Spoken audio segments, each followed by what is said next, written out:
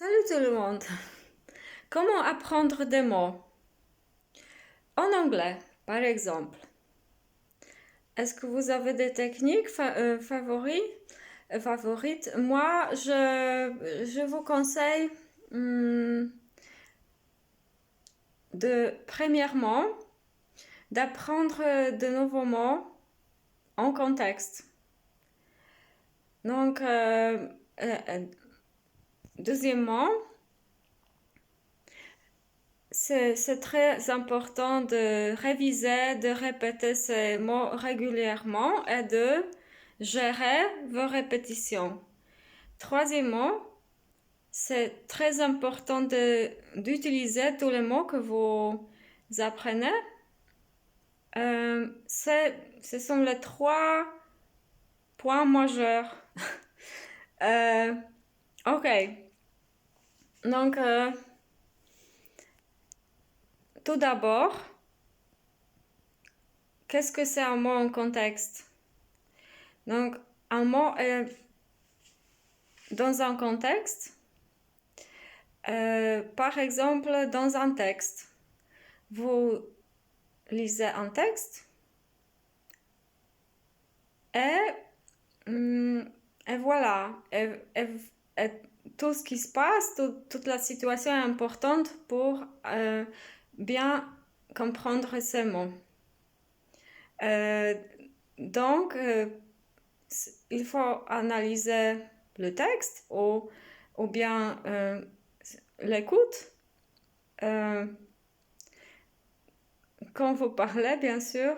Donc, c'est important aussi de avoir un contact avec des textes. L'internet est très bien. Par exemple, suivre mon Instagram pour les bandes dessinées, par exemple. Et quoi encore? Mais le contexte, c'est pas seulement le voir dans un texte. C'est aussi un contexte grammatical, lexical. Donc, vous voyez par exemple la colocation. Quels mots sont ensemble? Et vous essayez de l'utiliser ensemble, de le mémoriser ensemble, pas séparément.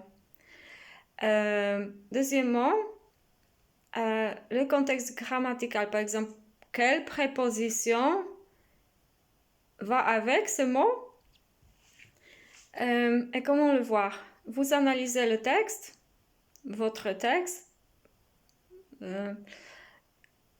ou du livre d'étudiant, par exemple, ou s'il n'y a pas de texte plus large, c'est bien d'aller, par exemple, dans Cambridge English Dictionary, dans un dictionnaire anglais unilingue, où il y a une définition et des exemples.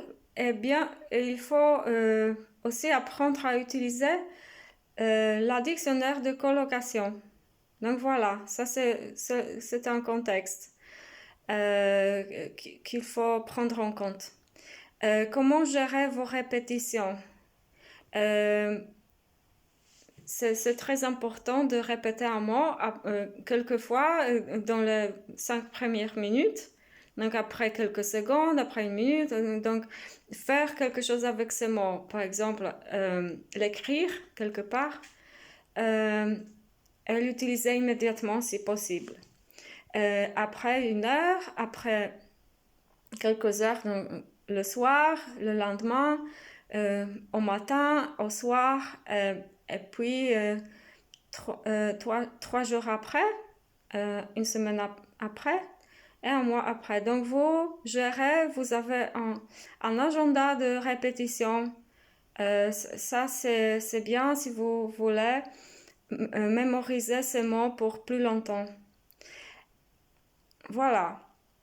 Donc d'abord c'était un mot dans un contexte. Après, nous avons vu comment répéter, que la répétition est l'essentiel. Et puis, pratiquez, pratiquez, pratiquez. Donc, parlez, prenez part dans un exercice. Par exemple, sur mon Instagram, il y a toujours des exercices. Vous pouvez commenter, écrire quelque chose. Ça, c'est la pratique. Ça, c'est une pratique. Vous pouvez pratiquer autrement. Vous pouvez faire des exercices écrits, mais aussi tout ce qui concerne lire l'internet, site internet, un blog, regarder Netflix par exemple, jouer, faire.